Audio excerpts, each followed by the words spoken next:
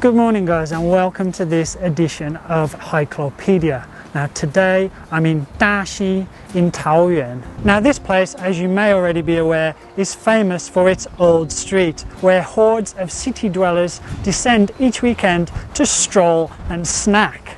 But there's a lot more to the town of Daxi these days than just dougan. I'll admit, in the past I was also one of these tofu tourists, but I've come back today to delve a bit deeper into Daxi and see what else this place has to offer. Now Daxi has had many names over the years, although all of them stem from the indigenous word takoham, which is Atayal language for dashui or big water, which was their name for the Dahan River here. Over the years, Takoham morphed into Dagu Shen and Dagu Kan before the town officially became known as Daxi in 1920 during the Japanese colonial period. Originally inhabited by indigenous peoples, Han migrants from Fujian's Jiangzhou began arriving in the area in the 18th century, settling in and around Yuemei, which is just over there. Then, in the early 19th century, the famous Lin clan of Banqiao relocated to the area following trouble further north upriver. The arrival of the wealthy Lin clan and Dagu Shen's advantageous position here on the river soon saw it develop into an important trading post, with goods such as tea, camphor, timber and coal passing through here on their way to Danshui before heading overseas.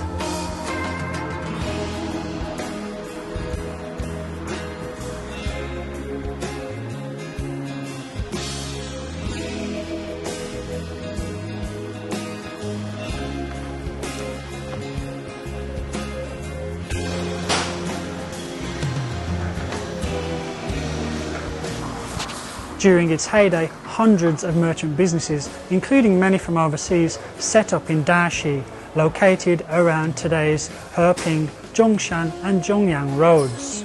However, as time passed, the arrival of the Japanese in 1895 and their subsequent introduction of modern transportation methods such as railway and roads meant that the town's position on the river became less important, although its location close to the hills where tea and camphor were sourced from meant that it remained busy.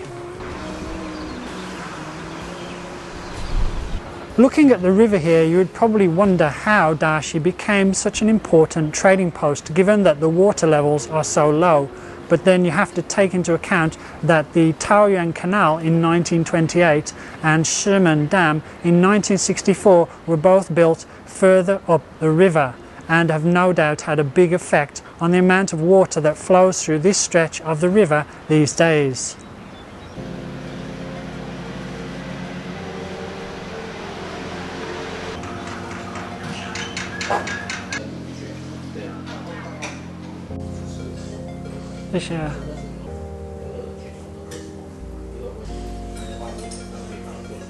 Come to a place that does big tangyuan, da tangyuan, but these ones are different because they're savoury and salty inside. They're not sweet.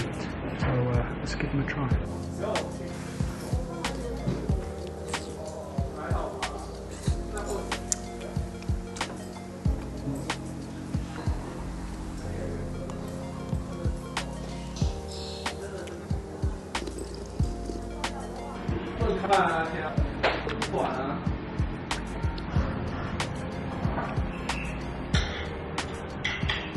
Alright, so in the soup you get 3 of these big babies. I'll try and describe what it's like eating one to you. Bite in first.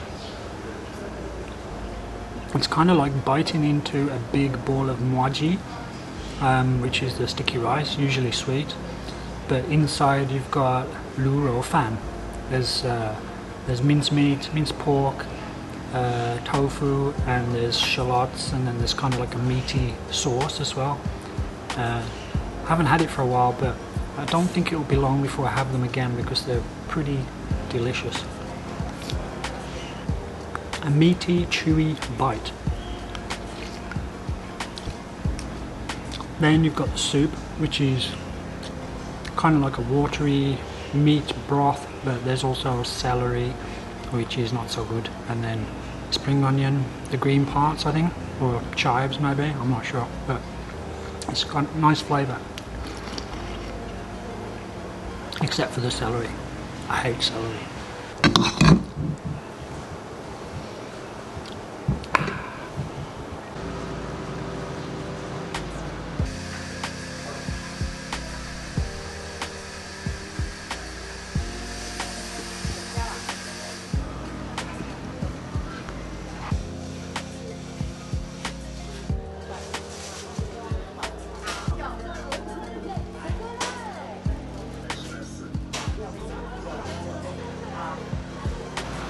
Alright, so I saw them making this dessert and I thought I'd get some. It's a maltose peanut candy, and in Chinese it's mai ya hua sheng tang, and it's made with maltose and then they just cover it in peanut powder. It's quite a common snack in Taiwan, but this box was 120, which is a decent price. I'm actually really full still from the tangyuan, but I'm gonna eat one piece, show you guys, and then take the rest back for the clan. See, look, it's the maltose is rolled out really thin and then they just cover it in peanut powder. My battery ran out mid-bite, so I'll carry on.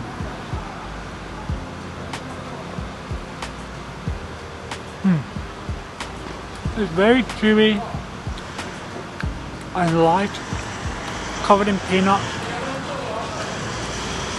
It's really yummy, but a little bit dry, so you might want to have a drink if you intend to eat the whole box, but that's enough for me. I'm still trying to lose weight, unsuccessfully. It's good.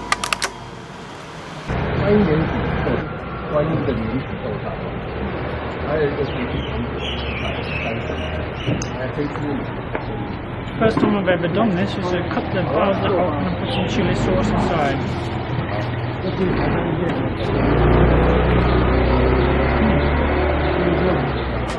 Spicy. 好吃，好吃哦，谢谢你哦。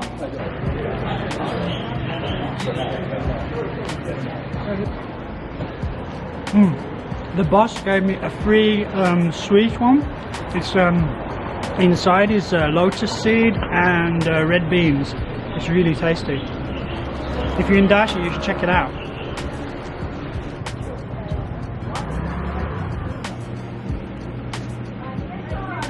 Alright, so I got a very traditional Taiwanese snack here. We got glutinous rice sausage and pig's blood cake. I know it doesn't sound very nice, but actually it tastes really nice. Don't knock it until you've tried it, that's my motto. Yeah, and they've got sauce and some cilantro, and they always put peanut powder on the blood cake, but it's really good. Let's get into it. Alright, let's try the sausage first.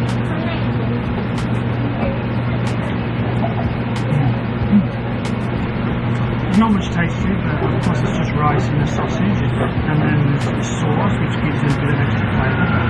It's kind of a nice filling snack. I think there's peanuts in this one. There's something crunchy in the middle of this one, which I've never experienced before. Okay, this one is the pig's blood cake, or di hui gui.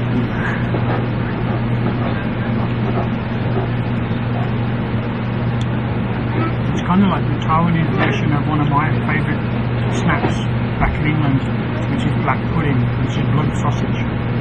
But in the Taiwanese version, they fill it with rice as well, which makes it solid. It's really nice.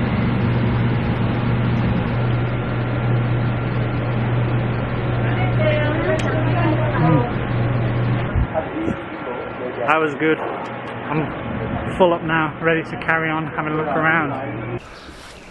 As I said earlier, present-day Daxi is famed more as a day trip destination where people come for the typical Taiwan style tourist experience.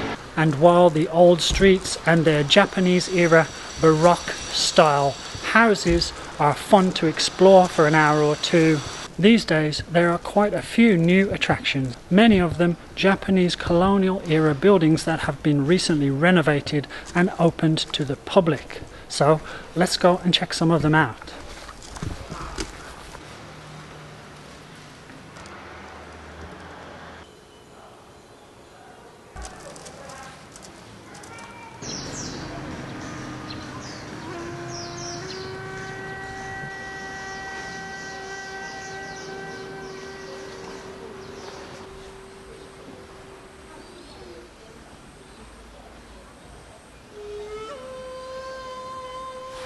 This place is very reminiscent of the Japanese village that I went to in Jai a few weeks ago. But this one's got an added bonus because it's got a really beautiful view over the river.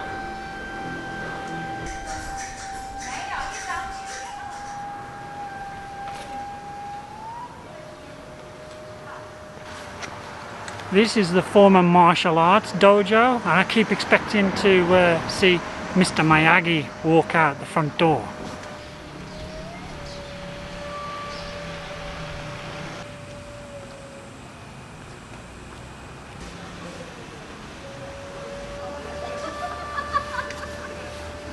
Now this place was built by the Japanese as the Daxi Assembly Hall, but after the Second World War it was repurposed as a villa for the former president of the ROC, Chiang Kai-shek. Now I've been in Taiwan a very long time, and it seems to me that every town or nice country spot that you go to seems to have a villa that once belonged to Chiang Kai-shek. How many holiday homes does a guy need?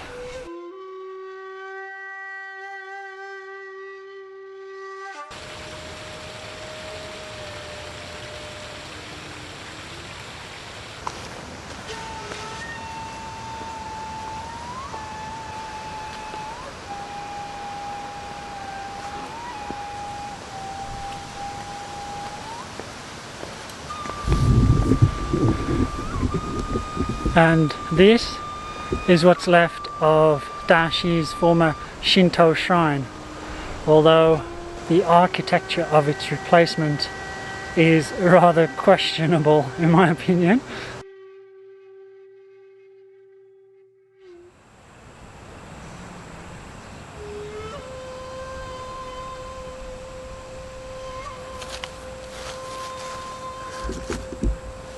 Oh, this place is so cool. It's a former sumo wrestling ring, and it's out in the open in a park. I've actually seen some sumo wrestling live one time on a visit to Japan in the Yasukuni shrine.